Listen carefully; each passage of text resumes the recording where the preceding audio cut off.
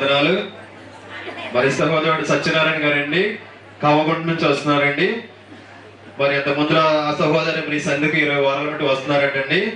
మరి ఈయనకి జ్వరం కింద వచ్చిందంటండి. జ్వరం కింద వచ్చి మరి హాస్పిటల్ తీసుకొచ్చిన తర్వాత మరి కడుపు ఉప్పు పోయిందంటండి. కడుపు పోయి మళ్ళీ తీసుకెళ్లారంటండి.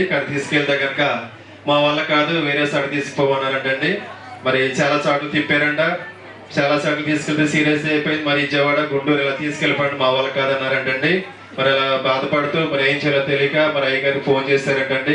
ఫోన్ చేస్తే తండ్రి మాట్లాడి చీకటి ఉందని చెప్పారంటండి.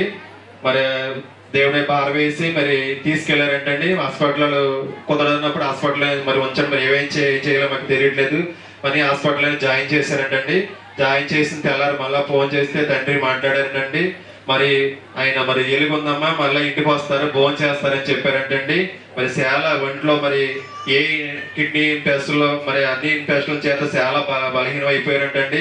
మరి అన్ని బలహీనం చేత దేవుడు మరి ఆవిడానికి సహోదరు అనుకున్నారంటండి. మా ఆయన మరి క్షేమంగా ఉండి మరి ఇంటికి వస్తే కనుక యెహోవా మందిరాన్ని తీసుకొచ్చి మందిలో సాక్షి చెప్పుకుంటాను అనుకున్నారంటే వదిన గారండి.